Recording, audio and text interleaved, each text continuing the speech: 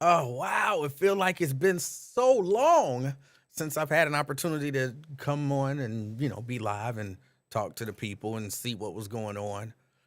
But I'm here. I'm live today. I know no notice or anything like that. I just I'm live. Like um I don't know if you ever been to jail, but the let you out of jail process is not necessarily fast. But I am currently out of jail. So if you feel like it, come on and check me out. As always, I feel like I have to kind of say what we do because it's been so long. Come on in, say hello to me, kind of tell me where you checking me out from, and I'll say hi to you, and then I'll get on with this experiment. All right, Robert Willis.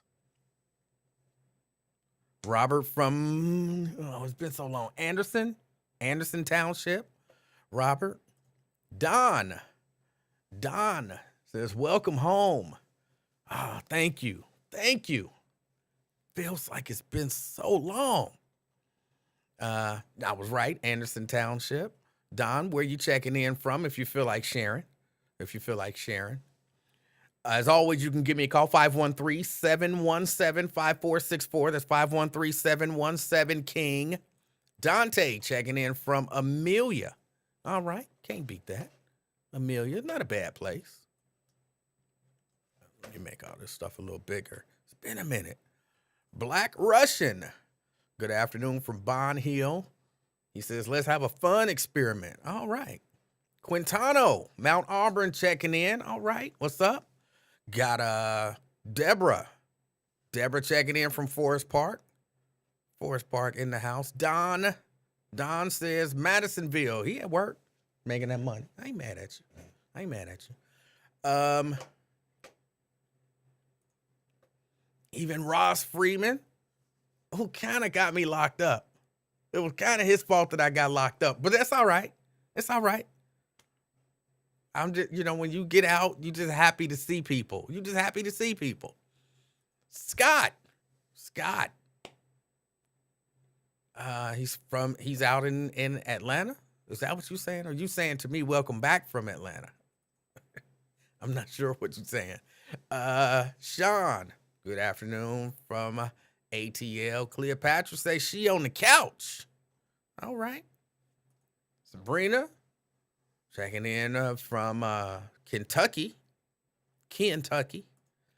as I always say. Lady K. Hey, what's up, Lady K? Hi. Got Lewis. Say he and Mickey D. Brother, where do you work? You know what I'm saying? You done said what? Popeyes, churches, McDonald's. You ain't got no job. Let's see. Davis or Denise Devine. Sorry. Not in real jail. I was in Facebook jail. I said, Scott says, no, he's in Atlanta. Okay, all right. I said, look, they need some humans monitoring when you get put in jail. Because they can take stuff out of context. They took what I said out of context. Talking about I was encouraging violence against people. I was not encouraging violence against people. The person I was talking about that if I ran into, I would beat them up. I didn't say I would beat them up. I said I would hit them. They're dead already. I can't run into them. It's not actually, no, that person is in no danger of violence happening to them because they're dead. But I got to go to Facebook jail. Bonita, checking in from Mount Airy. Let's see, we got Vincent from Avondale. Myosha, said on her way to CBG to drop off Mike Jones. Twin says, thought I was on PTO. Lady K. We got Terry Checking in from E-Town. We got Twin says he can't stand a chance in real jail. Look, I think you mean that as an insult, but thank you. I have no desire to go to real jail. I've been once for just a few hours, and I never want to go back. Like, that's not a sense of pride for me. When I say I went to jail, I'm not like, yeah, I went to jail. I'm like, I actually went to jail on some bull. You know what I'm saying? I actually went to jail. I was very proud of the fact that I had never gone to jail. So, yeah, I don't stand a chance in real jail. I don't want to. But stand a chance. I'm not exactly sure what that means. When I was down there, nothing happened. Nothing happened. I was just in jail, mad because I was in jail. But some people take pride in that. Oh, I've been to jail. Many times I've been to jail. Okay, well, congratulations. Lady K said they did that to her a while back. Benita, you said you was gonna be the old man's A. He's dead. He's dead. You can't. But they thought I was gonna like dig him up and beat the corpse. He's dead. That's something I would say, but it's not something I would actually do. Yo Underwood says you're back. Denise says she's checking in from College Hill. Let's see. Tria checking in from Columbia Township. Brenda from Fairfield. We got Nat from Madisonville. Oh, let's see. Cam, South Florida. All right. Let me see. We got Daryl says where you? Yeah, Facebook Correctional. Yes. So who mad that you not a jail? You know, twin mad because I'm not a jailbird. Angela says salutations. Same to you. Daryl checking in from Forest Park. Tina in the house. Tanya from St. Louis. All right. St. Louis in the house. Let's see. All right. Now, let me say I was supposed to be out of jail earlier than today, but the release process apparently is a process. Yesterday at the beginning of the Lincoln Ware show on Martin Luther King Day, I thought I was getting out on Martin Luther King Day. I would be able to come on, do a show. It said, you got 2 hours left. After my 2 hours, because the way that I could tell I was in jail without trying to go through a whole lot of stuff was I would just like something. And then that like would just disappear and it would say, you got 2 hours left. Or, I would like it. You got 6 days left. Like it. You got 5 days left. And it was down to 2 hours. So I was like, all right, cool. I'll be able to get on. I'll be able to do the show. Probably about 2:00, I liked something and it disappeared. But nothing came up that said you got so much time left. I was like, they still working on the paperwork? What? At about 3:00, I liked something. My like just disappeared. I like something. So today, probably at around 8:00 this morning, I'd like something and it stuck. So I was like, I'm not in jail. So there you go. And again, what they sent me to jail for was somebody was trying to bait me into something. And I was talking about a teacher who used to physically abuse me on a regular basis. And I was saying that if I saw that dude, I beat him up.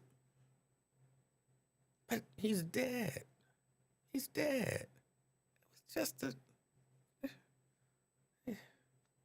so, well, it is what it is. But look, Martin Luther King Day was yesterday, and I hope everybody enjoyed their Martin Luther King Day.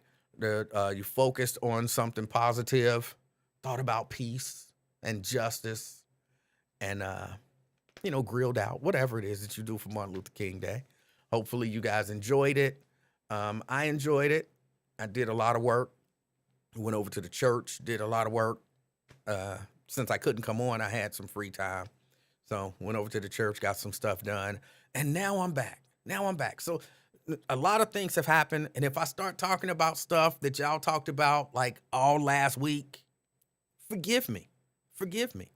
At some point last week, I even stopped listening to Lincoln Ware. Like, I would come on for a few seconds and be like, all right, what's he talking about? Oh, the Bengals. And I would, go off. But a number of things happened. While I was in jail. I keep saying I was in jail. Let me be clear. I was in Facebook jail, not real jail. I was in Facebook jail because people, you was in jail? Facebook jail. So let's see, what was it? Got to talk a little bit about Joe Biden. And all of his classified documents at his house. Look, what in the world is going on with these people taking classified? Maybe my understanding of classified documents is wrong. But here is where I'm going to take my understanding from. When they found classified documents at Donald Trump's house, I was led to believe you're not allowed to take classified documents home. You know what I'm saying? You're not allowed to do it once you leave office. Like, if you got anything there, you're supposed to turn them in. You're not supposed to keep classified documents. I don't think you're really supposed to take them home at all. Like, you looking at reading classified documents, like you're supposed to be in a skiff and all of that kind of stuff. Don't ask me exactly what a skiff is.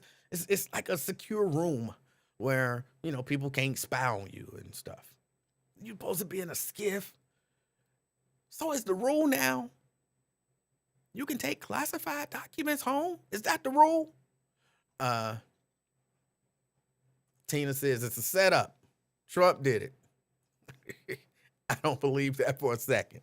I believe everybody is playing loose with classified documents. That's what I believe. Everybody's playing loose with classified documents. I don't believe Donald Trump should go to jail for having classified documents. Now, look, I understand his situation and Biden's situation is a little different in that my understanding is, look, they told Trump, you got some classified documents, bro. You got to turn them in. Trump ignored them, I guess, for a while, and then he turned some of the stuff in, but he kept other stuff. And they said, bro, you got some more classified documents, bro, turn that shit in. And Trump was basically like, I can do what I want to do. I ain't got to turn nothing in. He didn't actually say that. Well, he might have actually said that, but so they kept for months and months and months saying, look, we need them documents. Them ain't yours. You can't keep them. We need them documents. Till finally they said, hey, send them boys in, go get them documents. That's different than, hey, we found some documents. Well, I don't know. Joe did do some stuff. It's some political stuff, but still, apparently they found the documents in November, but didn't nobody say nothing about it until like January. That's different. That's wrong. It is different than, hey, we know you got some documents, bro. Give us our shit. And I ain't giving y'all nothing. It's totally different. But as soon as he found him, that should have been taken care of. Right away. But, okay. The fact that he said, well, look, we found some documents, gave them to the lawyer turned them in. We found some more documents, gave them to the lawyer turned them in. We found some more documents, we found some documents in the garage, gave them to the lawyer turned them in. Like, why is everybody playing fast and loose with the documents? And again, maybe my understanding of classified documents and the way that they should be handled is a little different than the way that they are handled. But I know what we were led to believe when it was Donald Trump is that you don't take classified documents when you leave office. That's wrong, potentially criminal, and shouldn't happen. So I think the same for Joe Biden. He shouldn't have took it. What was he doing with classified documents at his house? Stored in the garage. Oh, Trump did it. Why is he letting Trump's people in his garage and in his house? I'm pretty sure. Anybody can't just, it ain't like my garage. You know what I'm saying? It's, theoretically, I mean, the garage door is locked and all, but anybody could just walk up and put something on my porch, or anybody could just walk up and, anybody can't just come into my house. But, if I got some shady friends, they come over to the crib, what I'm saying? They might leave something here. I'm pretty sure Donald Trump ain't going to Joe Biden's house. And I'm fairly certain there's security at the president's house. So anybody can't just walk up on his front porch like, hey, I left that for the vice president. You know what I'm saying? That's just, come on. So for all y'all like, Donald Trump, it's a setup. I don't think it's a setup. I think everybody is just, they need to be searching Barack Obama. Rocky. Man, go through your shit and make sure you ain't got no classified documents at the house. If you do, take a visit to Joe Biden's house. Put them in your jacket, go over to Joe Biden's house and just slide them, under the cushions of the couch or something like that. Don't get caught with no classified documents, Barack Obama. Because if nobody else is going to jail for having classified documents, Barack Obama will go to jail for having classified documents. So look real good. And if you got some, like I said, just put them in your jacket. Put them in your jacket. Say, hey, yo, Joe, I wanted to come over and visit. Go over and visit you and Michelle. Take the kids so there can be some distraction. Take their boyfriends. Tell them, go in the other room. Get into a fight. You know what I'm saying? Get into an argument. Who you calling a bitch? You know what I'm saying? And then they get to arguing. Security go run out there. Pull them documents out. Stick them under the cushion. Something, just don't get caught, Barack Obama, with no classified documents. Everybody else can do it. But you're a black man. You would be in jail. But I'm Sierra, I'm wondering the same thing. Why? Why is it so easy for people to walk off with classified documents? Maybe classified documents ain't what we think. You know what I'm saying? Like, I'm thinking like some state secrets that if they got out could topple the country. Some names of spies that are in undercover, deep undercover. And, if that got out, they would be dead. They would find them and they would kill them. But I'm thinking, something, maybe it's just not so important stuff. They can just about classify anything as a top secret.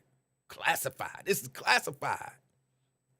What is it? Well, we did a report on police violence, this incident that happened in Baltimore, and, some of that stuff we don't want to get out, so it's classified. It ain't nothing deep, but it is still classified because they don't want it out. So maybe.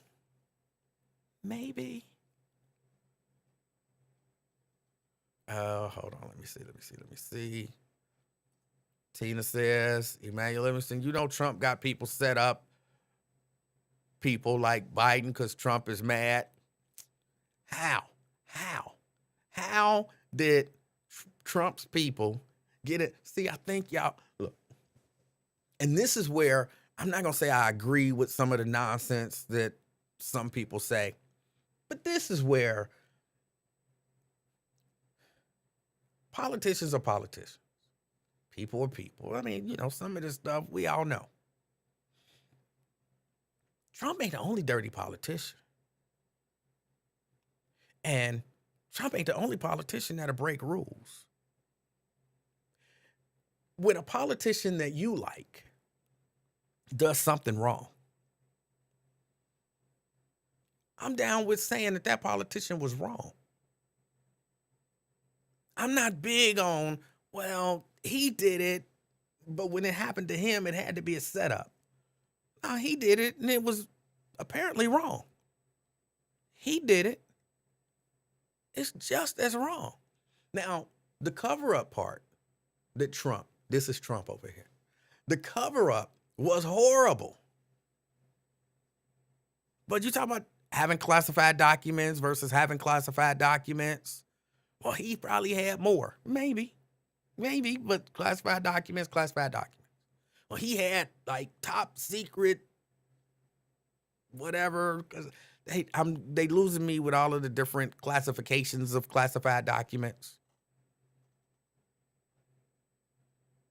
But maybe he had top secret, and he just had top secret. Still classified documents. None of them should have them. None of them should have them. Tria say it's going to be a list of all White House employees' birthdays. That could be it. And all the right person got to say, now this is classified. All right, it's got them classified. They stamp it. I don't know if they actually do. They stamp it, classified. Now you can't take it nowhere. I mean, it might not be nothing deep. But if you're not supposed to have it, you're not supposed to have it. And if he had it and he wasn't supposed to have it, he's wrong. He's wrong. Whatever it is, even if it is the secret recipe for fried chicken, if he had it, he wrong. Now, apparently he ain't covering up. He's like, look, I messed up. I'm an open book. I messed up, man. I didn't know I had the documents. My bad. Come in, check it out, see if I got some more. You can't beat that. So I'm not mad at him. But, you know, wrong is wrong. Also, I saw a story, and I'm sorry, I am still doing another thing. And this was kind of local. Hold on.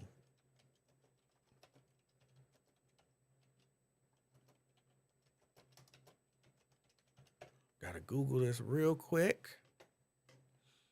Yeah, there it is. This one is kind of local. I'm reading this from the New York Post, even though this is where I initially saw the story. A 14-year-old Kentucky student who allegedly penned a kill list last year was allowed to return to school this month, infuriating parents who voiced concerns for the safety of their own children.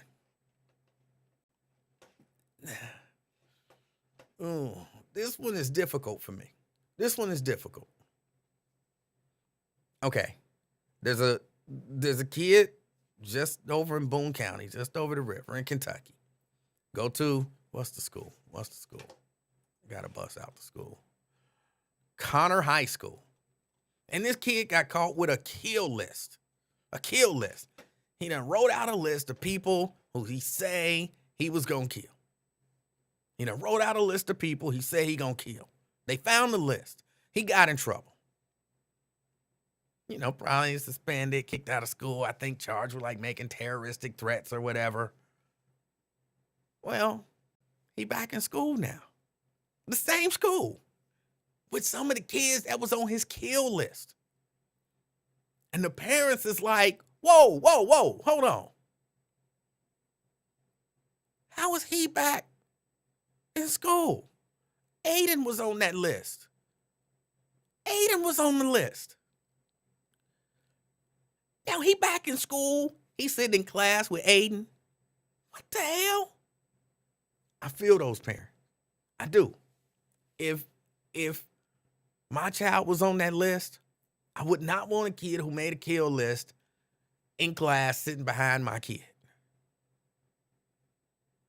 In the same school. So I get that. At the same time, and this is going to seem, I hope I don't go back to Facebook jail. It was just a list. Just a list. Like, he didn't actually try to kill nobody, to my understanding. They found a list. That's that. It was a teacher on the list. There was a teacher on the list as well. But he didn't actually try to. Don't they tell us, look, if you mad about something and you want to, send a terrible email to somebody, you write it out. You write it out. And then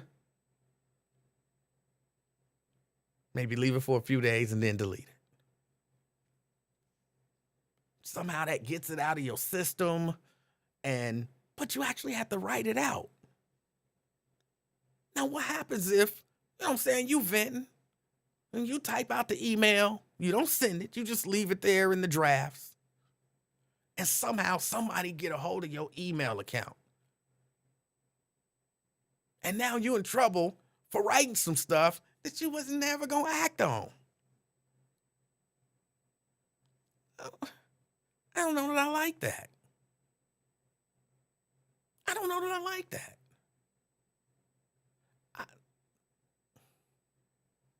I get it's scary, and some of the parents done took their kids out of school. I get that it's scary. But he wrote a list of names. At the top, he maybe put kill list. If he didn't actually try to kill nobody, in essence, what you're doing is you're punishing him for thoughts. You're punishing him for thoughts.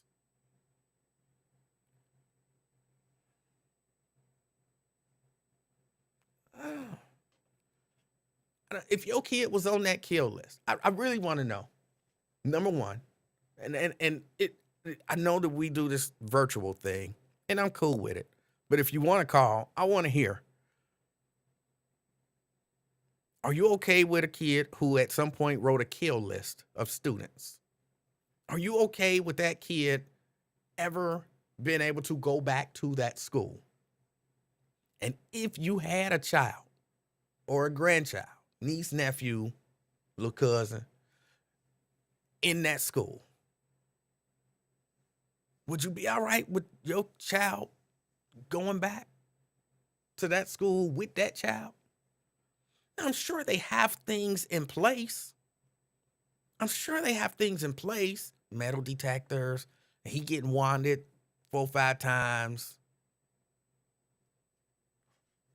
Oh, hold on a second. I got a call coming in. Let me see if I can get this thing set up right. Go there. Fame. Hey, buddy. How you doing? I'm fantastic, sir. How are you? I'm pleasant. Yeah, I find it preposterous that this kid is back into the general population of school. Really? Yeah, as long as he remains in this, because that district, it's the Boone County district. As long as he remains a student in this district, he's staying in the virtual school. You can't. Those kids who are on that kid list, they've been threatened to the worst. They've been threatened with the worst. Guy hasn't. Well, even though he's been punished, legally and according to the school, that doesn't mean that my kid needs to walk around threatened all day when he's done nothing, or he or she's done nothing. Okay, let me ask you this. First, I don't know that your kid didn't do nothing. Your kid is probably a bully to end up on somebody's kill list. But putting that aside, I remember when I was in school, people used to threaten people, and you would go and, go to a teacher, a principal, or whatever. And I remember hearing a lot of principals and a lot of teachers tell a lot of students this. we can't do nothing about a threat. Now, if they actually do something to you or actually try to do something to you, then we can do something. But until we can't punish somebody for their thoughts. Have we moved past that now?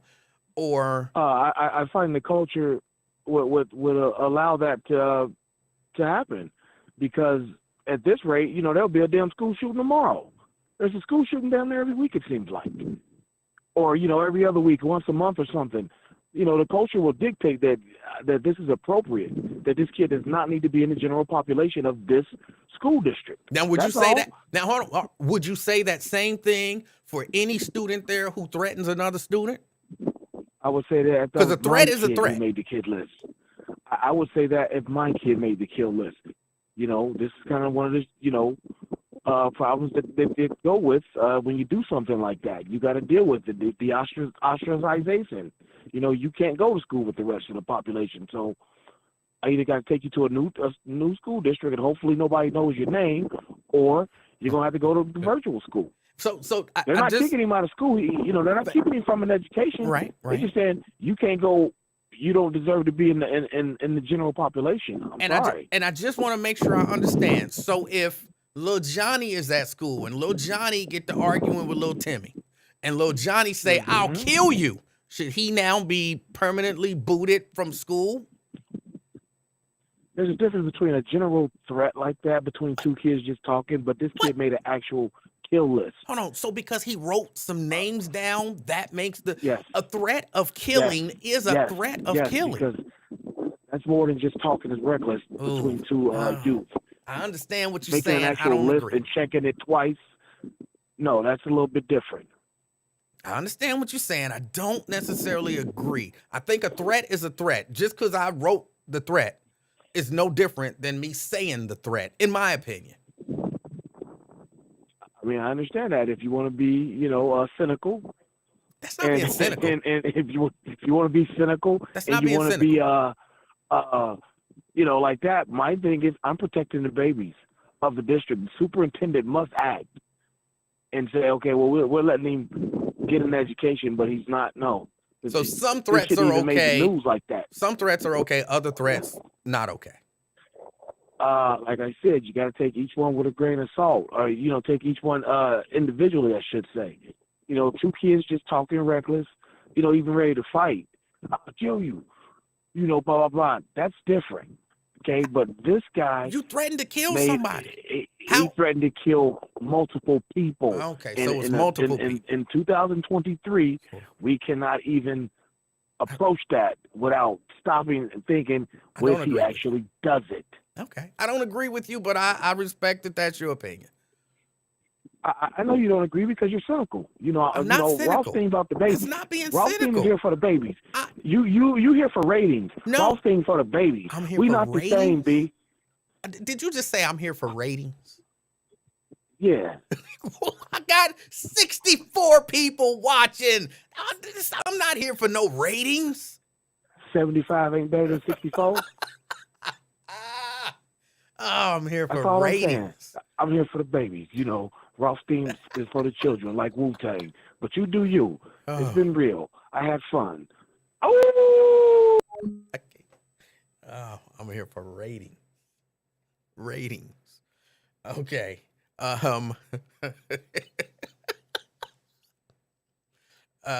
Quintano, I agree. I don't think he knows what cynical means. But it's okay. He disagrees with me. And I'll be honest, I'm not 100% sure where I am. Because I do understand you made a kill list. That's basically a threat to kill a number of people. And so I do understand that that's crazy. But it's just a threat to kill people. Even though it might not even be a...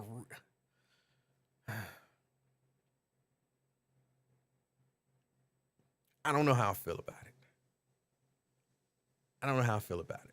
I do know I don't know that I would mind my kid being at school,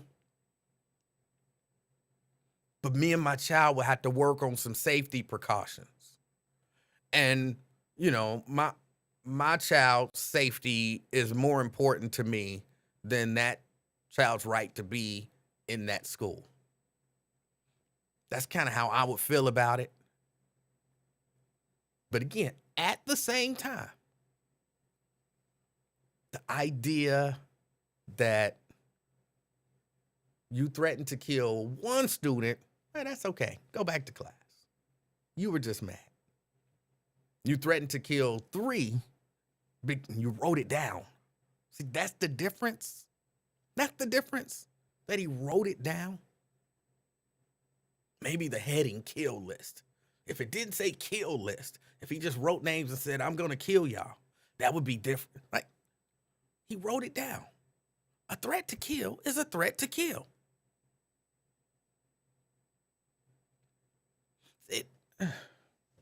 But okay. I view it different. Also, and again, 513-717-5464, if you want to share your thoughts on it, because I would love to know what you think. Do we kick kids out of school for writing a kill list? Do you agree with me, which you probably don't, do you agree with me that a threat to kill is a threat to kill? Or are you like, nah, Emanuel, it's different. Saying I'm going to kill you is different than writing your name and at the top putting kill list. It's different. And then you really do have to look at why.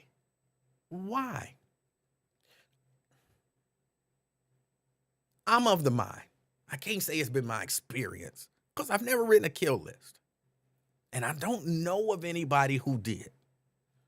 But I'm of the mind that there's probably a reason why somebody would do such a thing. I think that maybe the people on the kill list wasn't necessarily nice to this guy. Maybe they bullied him. Maybe they threatened him. Maybe they did things to him. And he complained about it, and he was told, as long as they don't do nothing, ain't nothing we can do about it. But people are still telling kids that today. This I can tell you I know for sure.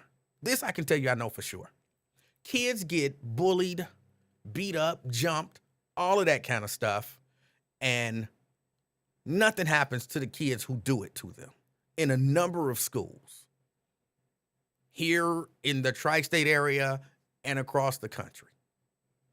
Students are still not necessarily safe at school from being assaulted. I know of a child who was assaulted, and I know personally, a child who was assaulted so bad that they had to go to the hospital and spend significant time in the hospital due to their injuries. The people who did the assaulting did not get in any trouble. No, I think they might have got suspended for like 3 days. But the kid who was assaulted was kicked out of the school because they felt like, how do I say it? They felt like this person might like have an action against the school. So best to get them out of the school. All the other kids still go to that same school. This child is no longer allowed to go to that school. So the idea that schools are safe now for kids, it's not true. Well, the teachers are all out there looking for bullies now, and they would never let that happen nowadays. It's not true.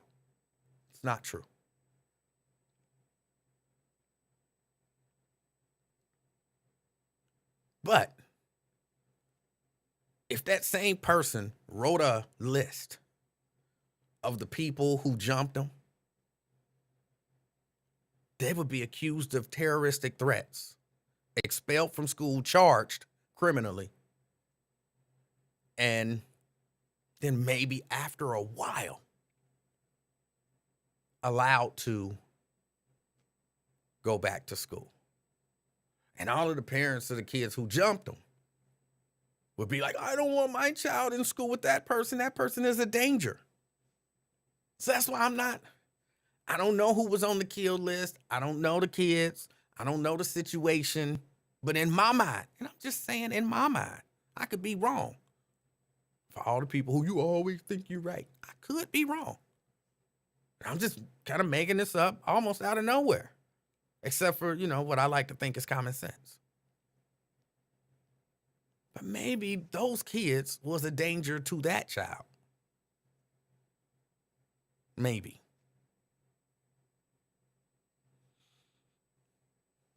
But I don't know. I don't know. I am just saying this stuff for ratings. Who are the people who do ratings for, the internet shows? How do I sign up to get ratings? Oh, all right. But that's that. I believe the kids should be allowed to go back to school. And period. It's a kid who made a bad decision. But again, if it was my kid, we would have some conversations about being aware of your surroundings, knowing where everybody is, in particular, a person who put you on a kill list. And we would be having the conversation, why did you get put on a kill list? And that sounds crazy to somebody, I'm sure. But I remember having conversations with my kids when they was young, teenagers and going to junior high and high school and all that kind of stuff. And I remember having conversations with them because school shootings was a thing back then. But I remember having conversations with them like, you don't want to be on nobody's list of people to kill. You want to treat everybody with respect. You don't want to participate in no bullying. You don't want to stand back and laugh while people are getting bullied. You don't want to be in that group. And if you experience something like that, if you want to be the one to say, hey, leave him alone. Hey, leave her alone. I remember I was that person. I was that person in high school. And I always thought my kids should be that person. My kids should be that person. And so I told them that all the time. And I told, if you look at the stories that we hear when school shootings happen, the stories that we hear are that the people who got shot were people who treated that person badly. I don't remember which one. It might have been Columbine, maybe not. But there was a story where whoever the shooter was going through and shooting people and got to one particular person and said, you always been nice to me. You go ahead and go. And I thought, if that situation arises, I want that to be my child. I want that to be my child. The one who they say, you always been nice to me. You go ahead and go. So I honestly did have those conversations with my children. And I would be having that conversation with my children now. Tria says that was Columbine. And they all kind of run together, but I do remember hearing that story. There was another story. Hold on, I got to look it up. I had to think of how to Google it because I know what the story is about.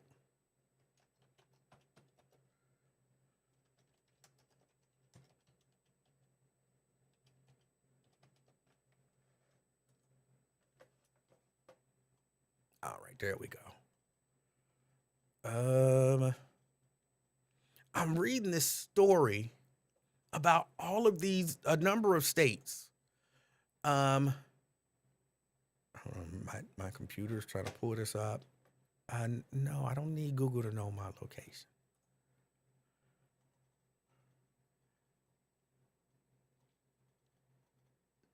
The day it became illegal to sleep outside in Tennessee, Caleb Phillips and Juan Brito moved into an apartment. They said, it's beautiful. I got a fireplace in it. It's a really nice area, nice setting. Both had been homeless and living on the street. They said they had been in a tent. And that's like a success story. But most people don't have that success story. Most people don't have that success story. A number of states are passing laws, and municipalities that are not in those particular states, but they're passing laws making it basically illegal to be homeless. They're passing laws that you can't sleep outside in the public. You can't sleep in a tent in the public. They are making it illegal to be homeless. And I have to admit, I don't like that at all. I don't like that at all. Hold on, I'm trying to find the story that I actually saw it.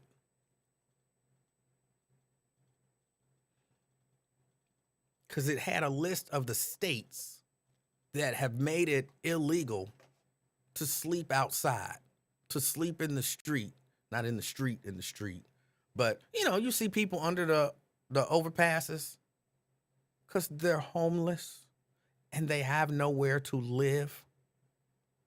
You see people, go into public places, put up a tent, and that's where they sleep. I know it's not pleasant to see. But making homelessness illegal is stupid. It's stupid. Many people, I'm certain, if they could not be homeless, they would not be homeless. I mean, I'm sure there's a small portion of people who are homeless who could go find somewhere to live. But, for whatever reason, maybe they have some mental issues or, whatever. But you're making something illegal that a whole lot of people don't have any control over. And these same states and municipalities that are making it illegal to be homeless. So I wish I could find that story. One of them actually passed a law that said that it was illegal to build any more homeless shelters. So it's illegal to be homeless. And in this municipality, it's illegal to house the homeless. And I'm looking at it and I'm like, have we kind of as a nation, collectively, have we lost our heart? Like, do we just have no sympathy anymore for people? Are we really all, like, hey, pull yourself up by your bootstraps, and if not, then we'll carry your ass to jail? Like, where is the sympathy for people? Where's the sympathy for people who are down on their luck, or who falling on hard times, or who, whatever phrase you want to use, who are in a situation where they can't find housing. They can't afford housing. And we make it illegal? So what? They get arrested. They get arrested for sleeping in a tent on public property.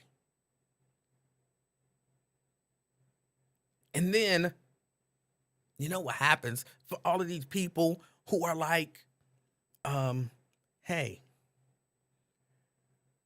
those people, we don't want to see it. Our resources go to cleaning up after them. And okay, I get it. It's ugly. Homelessness is ugly. Like, from a purely visual standpoint, it's ugly.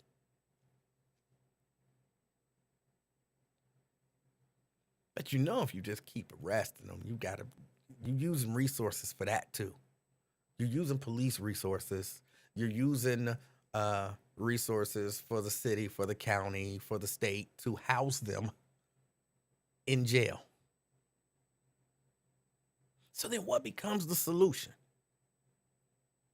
I'm not here to pretend that I have a solution. But what becomes the solution? Because people don't want to pay for them to stay in jail. But they can't stay outside. So what becomes the solution? Like, I don't want to say it. I want you to say it. I want you to be honest with yourself. I want you to think about this. For those of you who might be watching thinking, they ain't got no business sleeping out in the street. They need to find a place to live. They're using up our resources. We'll put them in jail. I don't want to have to pay for them to have a place to live and 3 meals a day.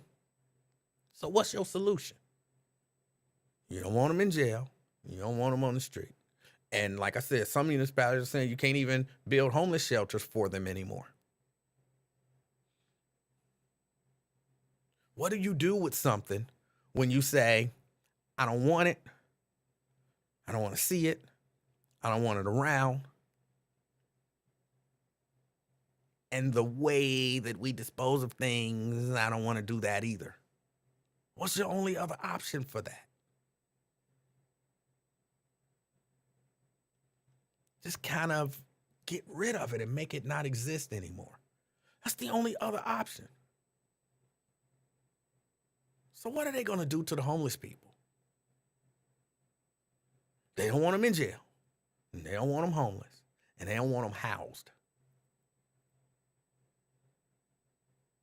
And when you look up and you see ain't no homeless people around no more, and you be happy, like, yeah, they solved the problem.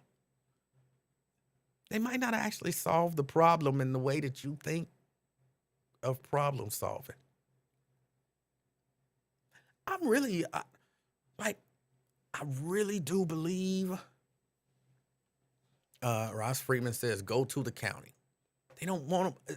Entire states are making it illegal. So whatever county you go to in that state, it's illegal.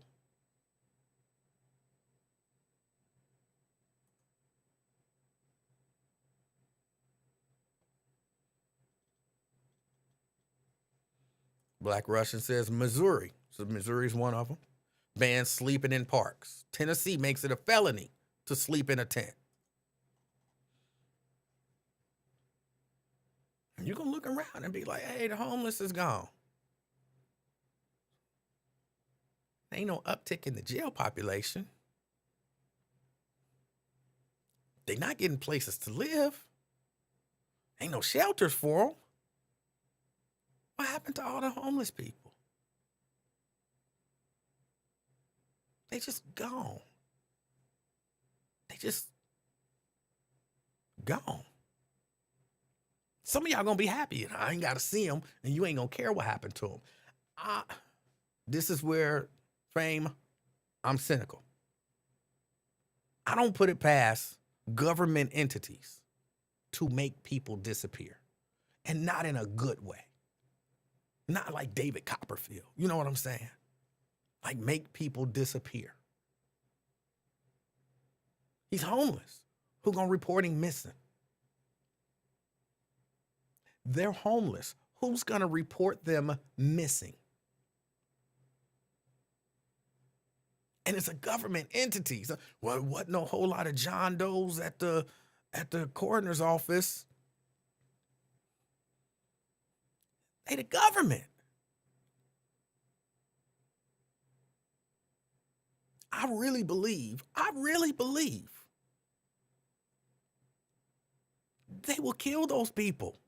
Kill them, cremate them, ashes, and they'll feel like they're homeless. Nobody cares. They're homeless. Nobody cares. To me, and I know this sounds crazy, because it feels crazy thinking about it, but when I'm seeing states pass laws making it illegal basically to be homeless, and illegal to house the homeless, that's like just a few steps away from we don't have any more homeless. The problem was dealt with.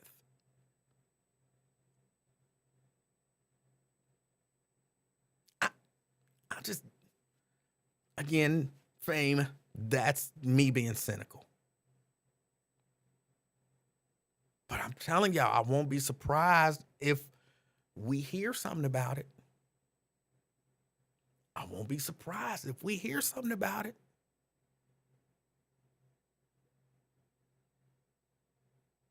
Won't be shocked at all.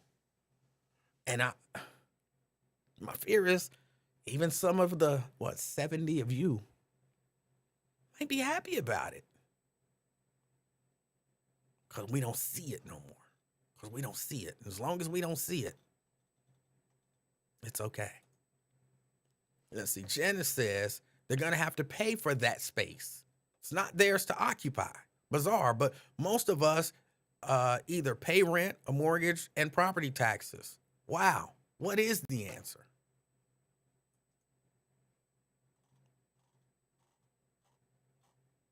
But if people don't have anything, if they don't have anything, how can they pay for something?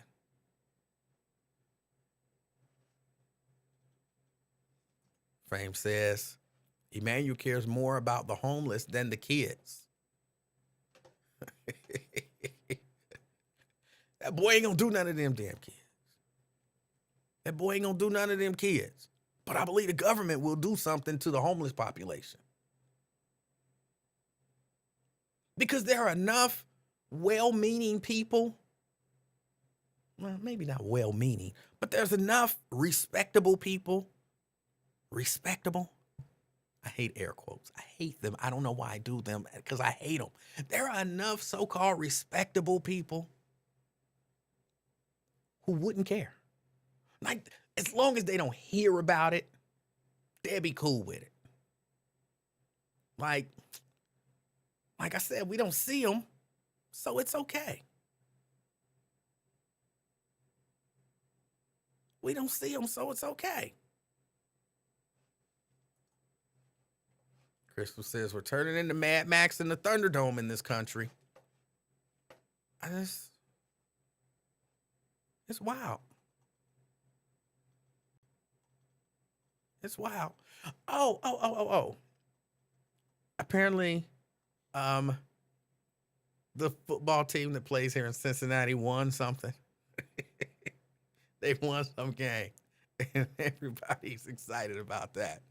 So, for all of the people who play for that football team who are watching, because I know they have a huge team. Because every time I listen, I hear about how we just needed to do this, and if we did that, oh, we scored, oh, we this, oh, we that. So I'm like, all of the people who play for their team must be huge. Congratulations.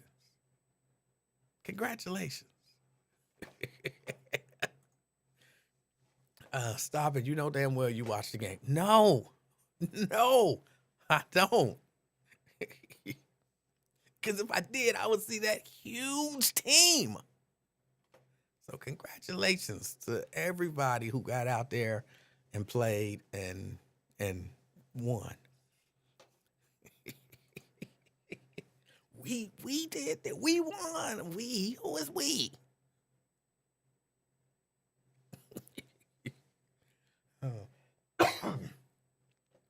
Oh, let's see. There was something else that I saw that I wanted to discuss. Oh, and I can't think about it. Hold on. Janice says, we must build more public facilities. During the transition, agencies can help homeless people gain government benefits, necessary credentials, mental health services, and jobs, which would enable them to pay into their present dwelling, and then, I have to come off of it because it's a lot, and then enable them to pay, and then possibly get themselves back to a normal way of living. Of course, that this isn't a perfect world. But Janice, they're passing laws in some of these municipalities, making it illegal to use funds to build more public facilities to help homeless people not be homeless. Like, I'm not, just look it up. I wish I could find the story, but I'm on air. So I wish I could find the story, but there are municipalities who are passing laws, and it's just the craziest thing. They are passing laws, making it illegal to, like you said, build more facilities, to offer shelters for the homeless. I'm not making this up. Look it up and you'll see. Not making it up. So if you're like, oh, I got this facility, we're a agency, maybe not-for-profit agency, and we, have a few homeless shelters. Some municipalities are basically saying to those people, no, you're not allowed to make homeless shelters. You cannot shelter the homeless.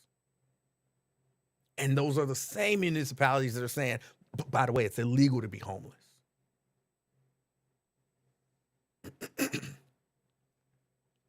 Promise you, I'm not making it up. I read it.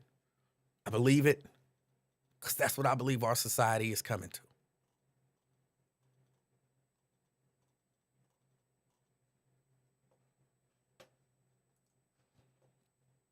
And it's scary.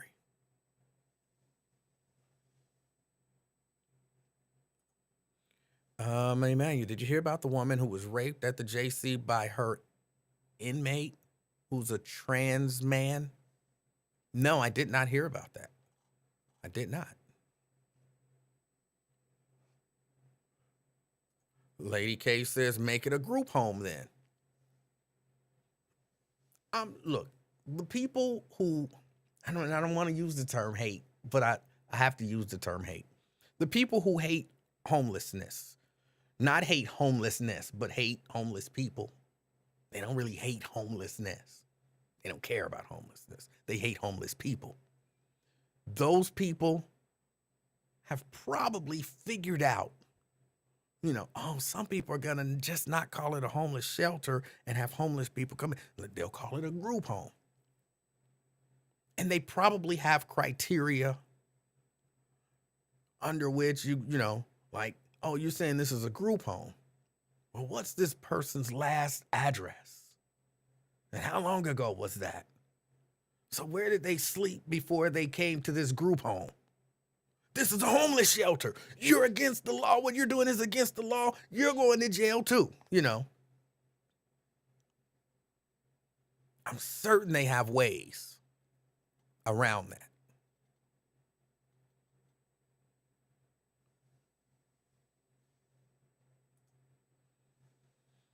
Vincent says some are homeless because they have a criminal background plus bad credit and evictions and can't get an apartment. What can be done about that? I guess put them in jail. Put them in jail. That's the option that they're leaving them with. Y'all think I'm going overboard with it. I know. They're going to, Emmanuel, you saying they just going to kill a whole population of people, burn their bodies, and act like nothing happened. Hopefully I'm wrong. Hopefully I'm wrong. But we'll see. What else? There was something else that happened. I didn't get a chance to talk about it because I wasn't here.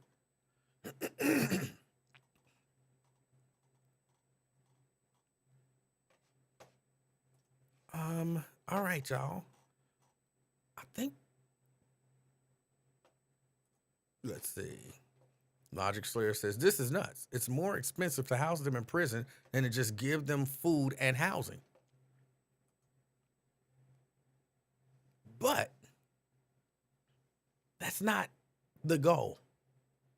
The goal, this is my opinion, the goal isn't to help people.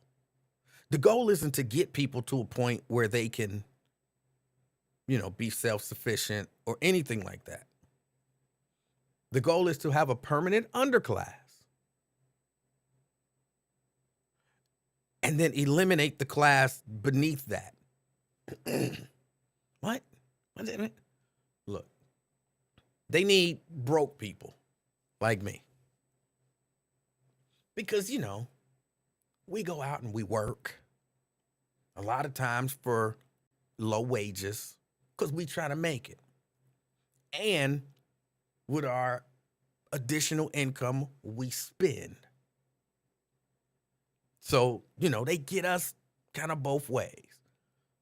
Like they work for low wages and then they spend the extra money with us. So we make money off of them. They need a permanent underclass. But,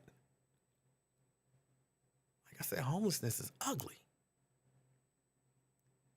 And, a lot of times homeless people, they ain't working, so you ain't getting no benefit out of them in that way.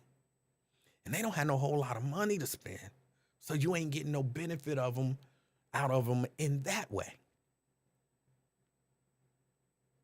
So, what do? With the people, the undesirable, you can't really benefit off of. Again, I can benefit off of you if you come into me like, hey, give me a job. I will do your bidding for a low price. Sure, that works for me. Here, take my money for your products. Sure, that works for me. I got a tent. I sleep on the street. I beg for just enough money to give me something to eat. And that's my life. I got no use for you. I got no use for you. So they want to get rid of them because they don't, again, it's not like, hey, let's get them to the level where they would, if they can do that, because you got those borderline people. But pay attention to who they talking about. They talking about people who legit just live on the street and sleep in a tent or under the overpass or, something like that. They don't like them. They're not useful to them. They're ugly to see. But let's just get rid of them.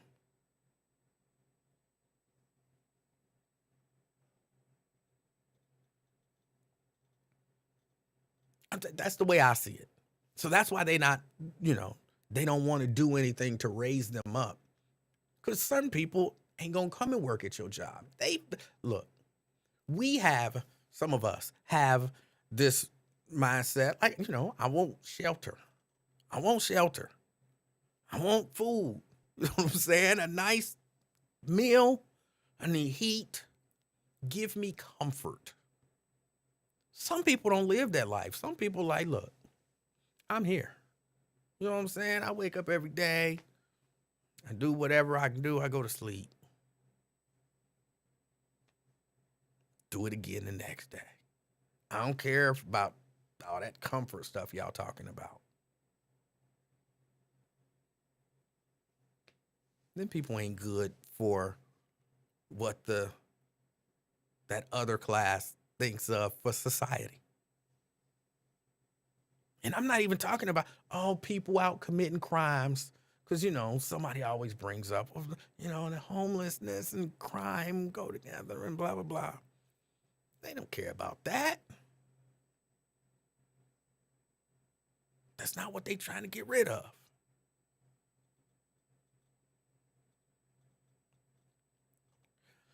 I did hear, let me see, I think I heard, was it today or was it yesterday? Did I get a chance to tune in to Lincoln for like the first 5 minutes today, or was it like the first 5 minutes yesterday? And he was talking about a coronavirus vaccine harming people's hearts. Or no, he said what? People were having strokes. People were having strokes. Something along those lines. something along those lines. People having strokes or something like that. And like, it wasn't that big of a deal. And I was like, and did you just say people were taking that vaccine? They were having strokes, but it ain't that big of a deal because it was only what was the number? Did he say like 130,000 people or something like that?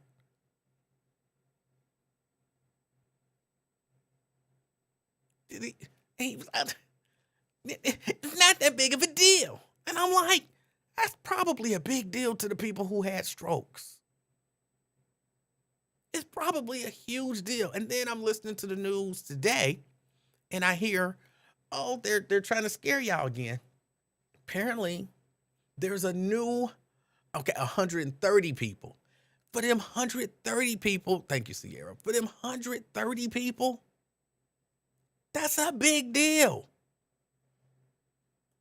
That's a huge deal. If I take a vaccine, I mean, not COVID, if I take the flu vaccine, if I take a mumps vaccine and it causes me to have a damn stroke, that's something that's kind of big.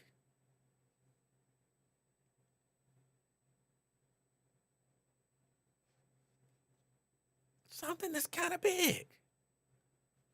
But no big deal. No big deal. Just having strokes. What? And I was about to say, yeah, apparently there is a new variant coming out, or they're suggesting that there might be a new variant coming out, and that this variant is the variant that even if you've been vaccinated or previously gotten the coronavirus, you're susceptible to getting this one again, and it might put you in the hospital. So the best way to not be put in the hospital is to get the coronavirus vaccine. Hold on, I'm going to say it again because it sounds like I messed up, but I didn't. There's apparently either the suggestion is that there is or there may be a new variant. And that this new variant, if you've ever had the coronavirus or the coronavirus vaccine, you can still get it. They say this is the most, I just drew a blank on the word. What do you call it when you can get something really easy? I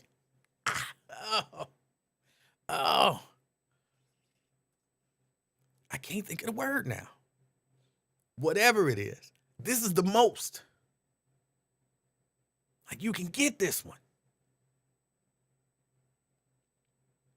This is the most transmissible. And if you've had the vaccine, and if you've had the virus contagious, this is the most contagious one. The most contagious one ever. If you've had the vaccine or you had the virus before, there's a real good chance you're going to get this one, and this one will knock you on your A. So the best way to make sure you don't get knocked on your A is to get the vaccine. But in the lead up, y'all told me that even having the vaccine wouldn't help me not get this one. And that it could still knock me on my A. But then y'all said, get the vaccine. Why are they trying to?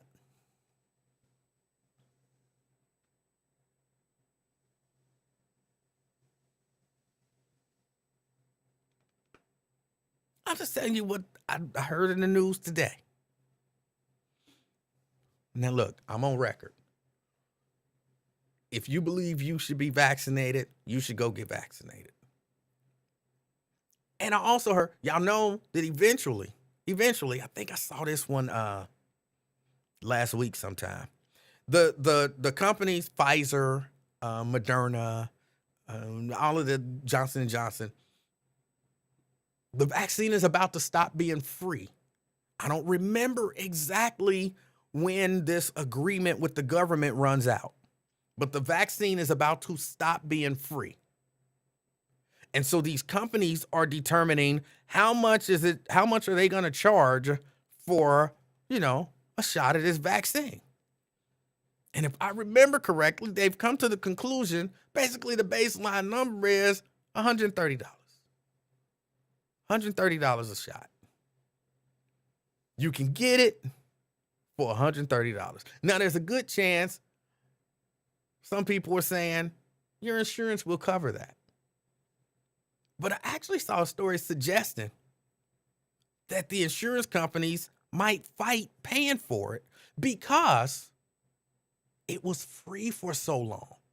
And they're saying, like, look, why should we pay for it for people who decided to wait until it wasn't free no more? Like, if you're under a certain age, then maybe we'll pay for it because you weren't eligible to get it. But for everybody else, you could have got it for free and decided not to. And so the insurance companies aren't going to want to cover the $130 that it costs you to go get a vaccine. That they're telling you. This whole thing is crazy. It's almost like we're living in a really strange universe and these things shouldn't be happening. That they're telling you, some people are still telling you, in order to live a life, you must get this vaccine. So I could see the insurance companies, the pharmaceutical companies, and the government all working together. We're going to pass some mandate to say that you must be vaccinated. But the insurance companies won't pay for it. And of course, you can only get it from the pharmaceutical companies. So if you want to live any type of productive life, you got to go pay $130 to a pharmaceutical company. Stuff like that just drives me crazy. If you want to get it, you should go get it. If you want to get it, you should go get it. But if you don't want to get it, you shouldn't be forced to get it. You shouldn't be forced to get it. My body, my choice. And I shouldn't be punished for making my own decisions about my body.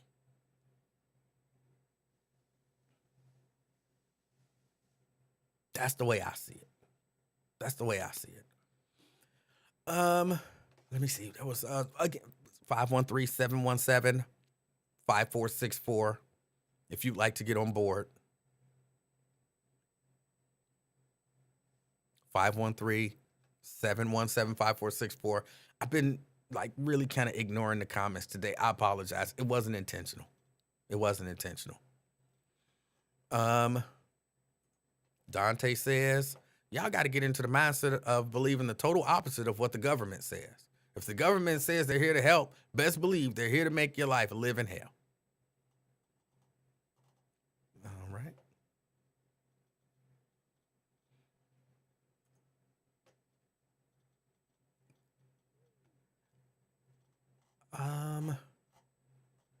Y'all, I think that's about it. I know there were a few other things, but I can't think of what they are.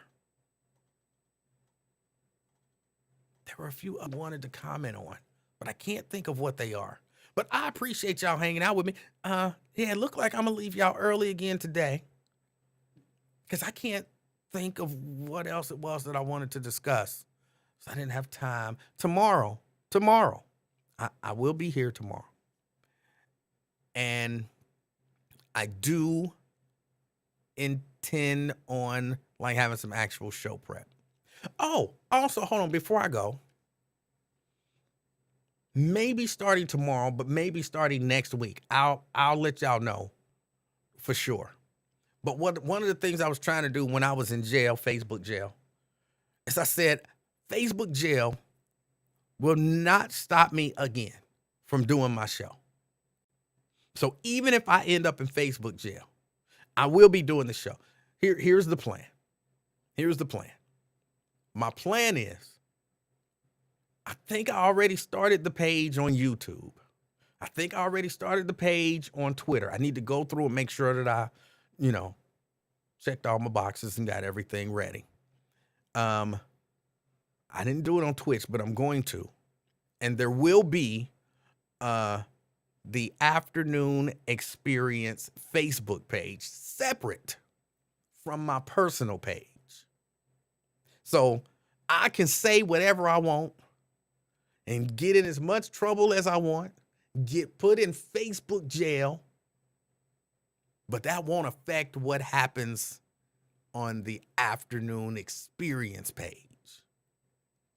So I'll let y'all know when it's active.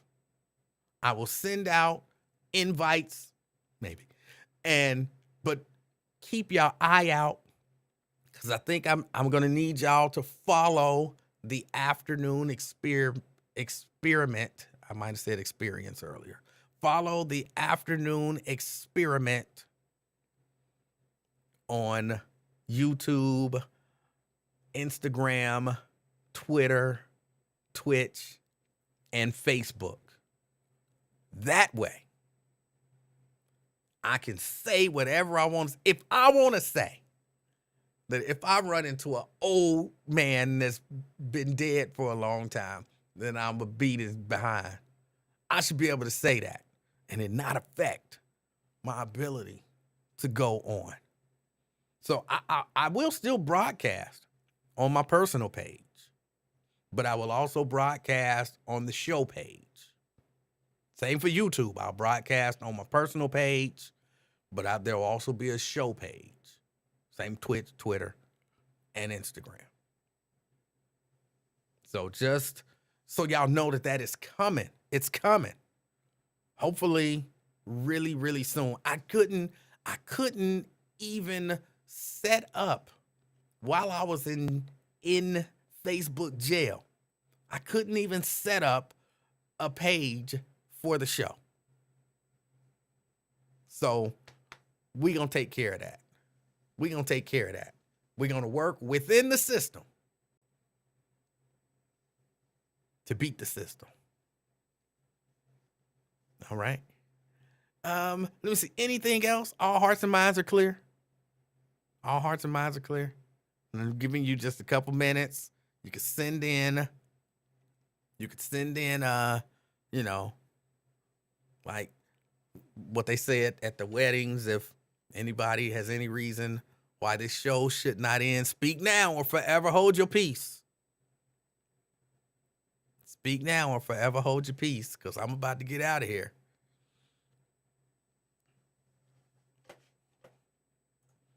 See, Renita says, I just got out of Facebook jail 3 days ago over something stupid in a 40 and over group. King statue in Boston. I heard that story, but I never looked it up. Hold on, let me Google King statue. King statue, Boston. I never actually saw the statue.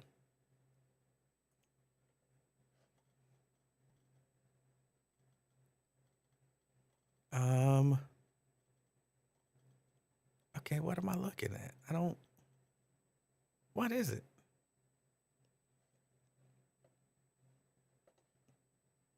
It's a 20-foot tall, 40-foot wide statue called the Embrace. The statue was inspired by the photograph of King and Scott King, which captured them hugging after he won the Nobel Peace Prize. It sparked criticism. Some people says it's hideous and disrespectful.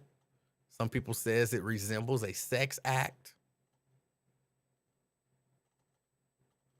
I'm looking at it. I don't see I don't have the greatest view of it, but it looks like a hug. I don't know what the controversy is. Maybe I'll.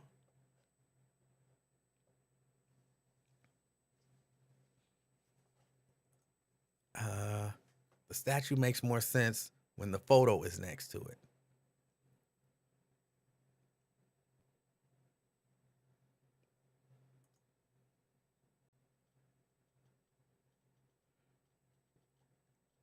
Daryl says the statue is trash. Why? Why? Because, yeah, all I see is arms. All I see is arms.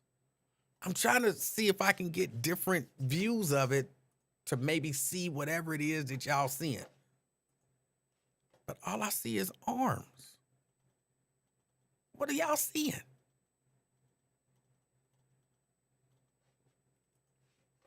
What are y'all seeing that I'm not seeing? Help me.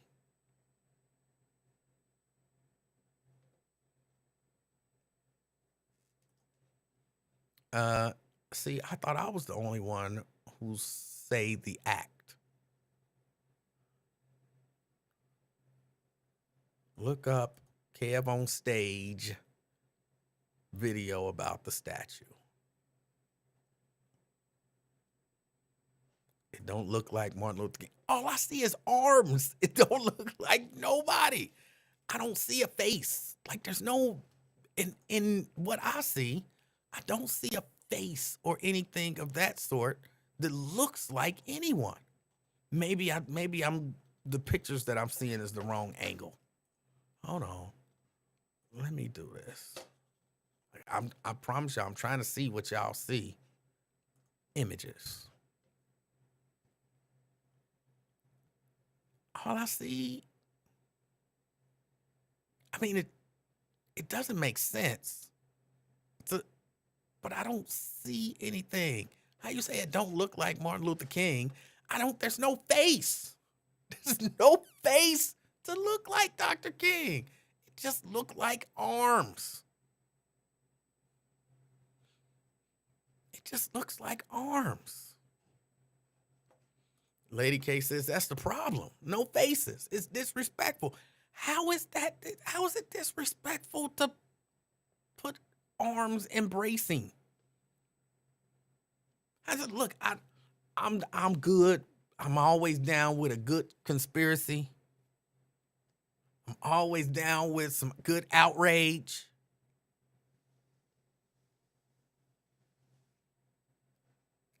They took King's legacy down to arms. That's just one artist's interpretation.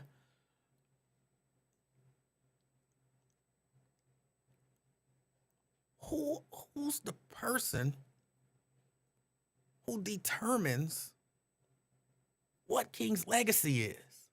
Not one artist, not the news. You make that determination of what King's legacy is to you. And then we collectively make that determination. I mean, some of us, we get upset. Some of us get upset when they boil everything down to, I have a dream.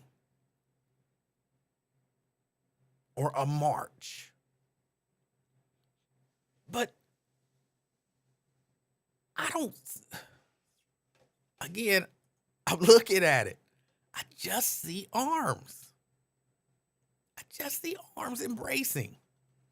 I'm trying to see it from multiple angles. I don't know what y'all seeing.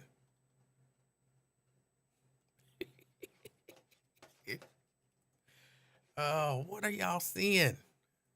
There is nothing to be outraged about. Vincent says, doesn't mean it's good art. Look, art, it's an interpretation, it's art, and you may not like it, but outrage? I mean, looking at this, I'm more outraged at the statue that make him look like a Chinese dude at the monument in DC than I am about some arms. And people do turn your head to the side. Look at Kev on stage. Just tell me what you're seeing. Just tell me what it is that you're seeing that is disgusting or anything. I don't want to go look at somebody else's interpretation. If you are upset about it, what about it upsets you? Lady K says she's upset. It upsets her because it boils his legacy down to arms. I think that's okay. At least I understand why you're upset, or at least I understand what upsets you. I don't understand why that's upsetting because I don't agree that that's what it does.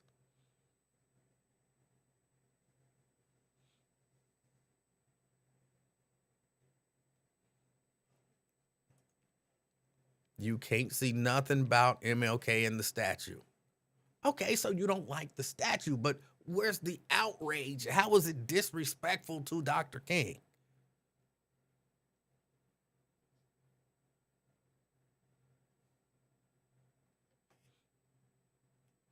Brenda says interpretations in the eye of the beholder. Yeah. I don't understand it's disrespectful. I don't understand that. But again, people are mad about it, clearly. Again, I had seen the story, but I didn't. Somebody said it's obscene. What's obscene about it? I don't.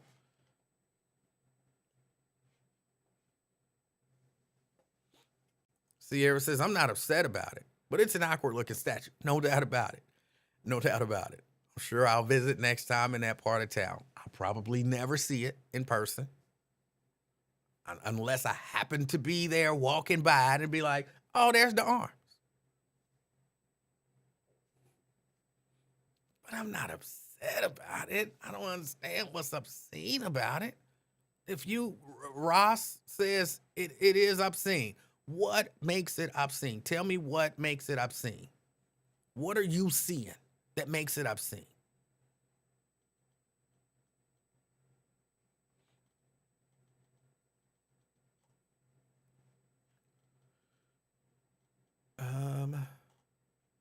Let me see. Anything else? Anything else? All hearts and minds are clear. Anybody got any reason why this show should not end right now? Speak now or forever hold your peace. Speak now or forever hold your peace.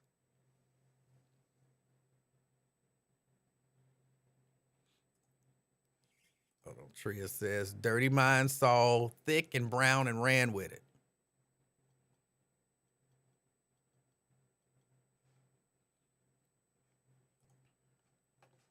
Lady K says, it's not that it's art. It's not that it's a bad statue. Don't call it a statue of Dr. King. And there's no faces to show it's Dr. King and Miss King's embrace. It just looks like damn arms. Okay, I get that. I get that. It's not 5 p.m. I am not on a conventional schedule. I'm not on a conventional schedule.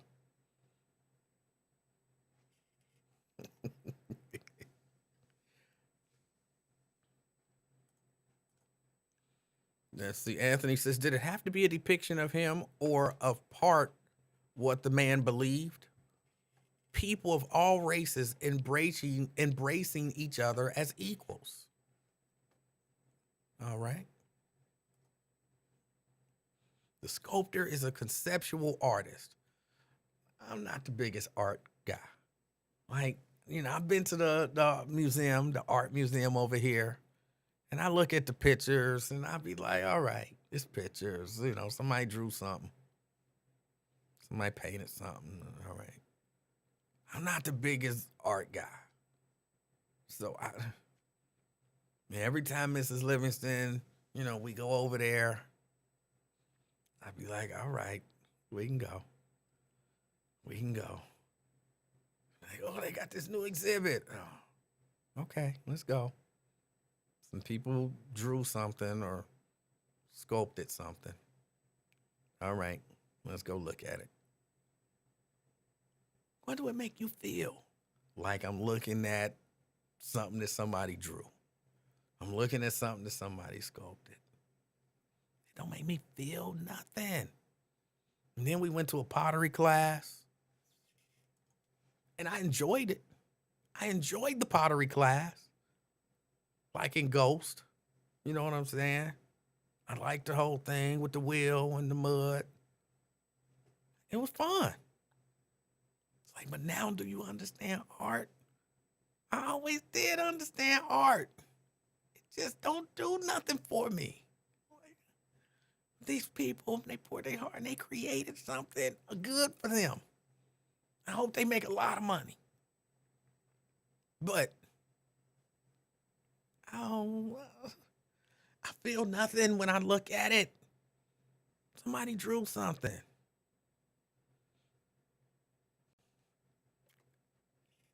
I didn't paint my lips red. I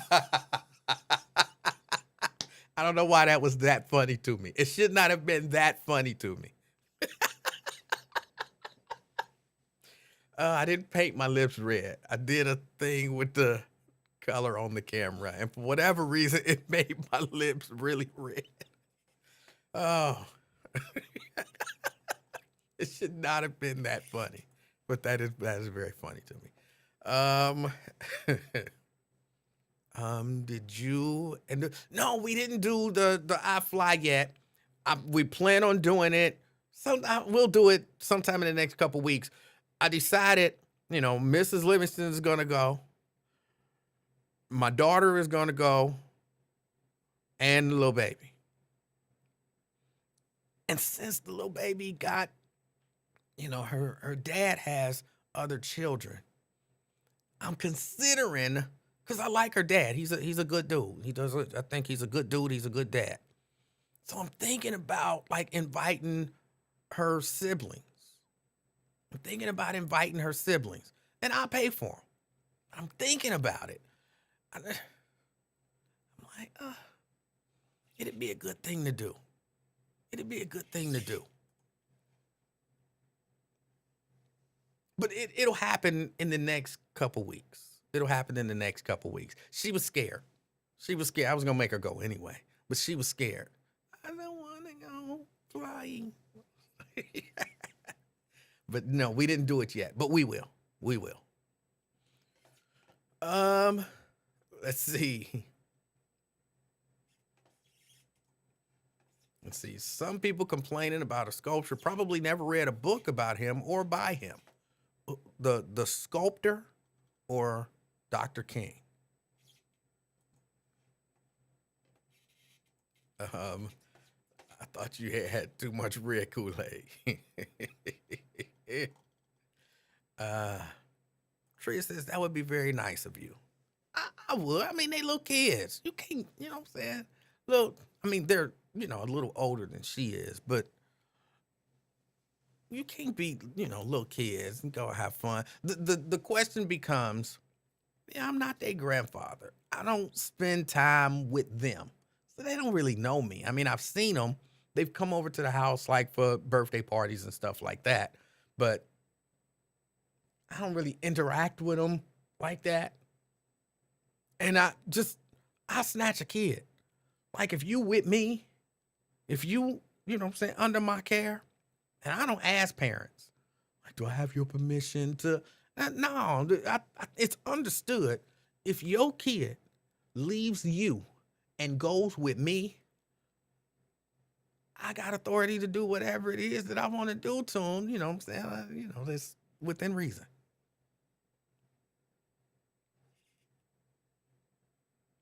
So we'll have to have, I don't really have that conversation. I don't really have that conversation with people. Maybe he'll go. I don't think I'm paying for him. But maybe he'll go. I won't mind paying for the kids. But maybe he'll want to go. But if he's busy and they're not, they can go with me. But trust me, if your kids come with me, I'm telling everybody right now, if your kids leave your presence and I am with them. I am responsible for them. I will snatch a kid, and your kid is liable to get snatched. Angel says, be careful, you're going to start a precedent. No, not really. I mean, if I invite them, they can go. If not, they can't. Like, I talked to the little baby, and, I was asking her, because she a little scaredy cat. She a little scaredy cat. I don't know if y'all remember. I don't think I ever actually showed the video where she was like, do you got me, grandfather? Well, I was Pawpaw at the time. You got me, mama? I was like, I got you. I don't want to fall. I got you. I don't want to. She was just sliding down a slide. I don't want to fall. I got you. She's a scaredy cat. But we were talking about riding horses. And she was scared of horses. How are you scared of horses? You ever seen a horse, like, other than at the zoo? Like, you've been... No? Then what are you scared of? What are you scared of? So I'm going to definitely take her, put her on a horse, and we'll do some horseback riding. I've never ridden a horse either. But it's not for fear. It's just I don't really have a desire to ride a damn horse. But, as a little kid, I think she should experience stuff like that. And if her brother and sister are available and I feel like it, I would take them too. I would take them. It don't mean I got to take them. As long as that's understood. But I would take them.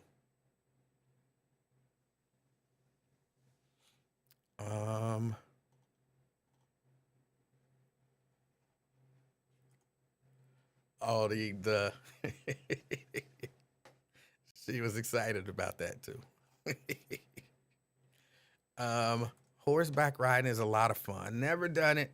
Never had a desire to do it. Not afraid to do it. Just I don't want to ride a horse for.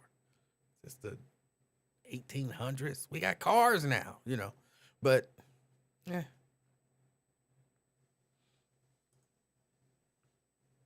She just scared of horses. I don't know why. I don't know what she's scared of. I'm not a cowboy.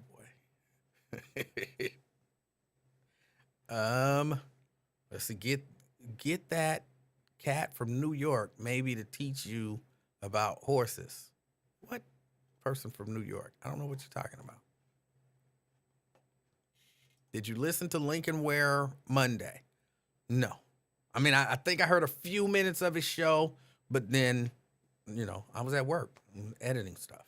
So I wasn't in a position that particular day because I'm actually doing like some editing now on stuff, working on a documentary. So I got to really be focused on what I'm doing, get the, time and everything got to be right. So no, I didn't have a chance to listen to Lincoln. Brenda loved horseback riding. I'm sure Trinice will take her on his boat. Trinis will take her on his boat. That's all right.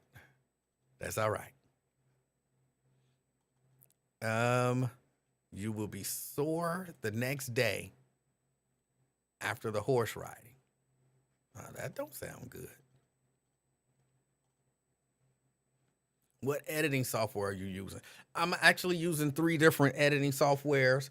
The gentleman who's kind of over everything, he uses Adobe Premiere. And I'm familiar with Adobe Premiere. I have Adobe Premiere here. But there were certain things that we needed, and we needed it to be in ProRes. So I started editing some stuff on Final Cut Pro. So I'm getting familiar with Final Cut Pro. I wouldn't say that I'm like fluid with it yet, but I'm all right. And then, but I mostly edit on DaVinci Resolve. I do most of my editing and color grading and all that stuff on DaVinci Resolve. It's my kind of go-to program. Even though, again, I'm good on Premiere Pro, I'm good on DaVinci Resolve, and I'm getting there on Final. The past a week and a half, I've basically just been using Final Cut Pro.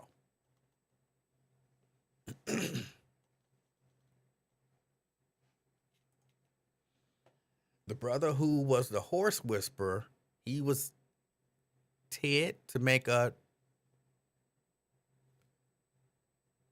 Okay, I don't know what that means.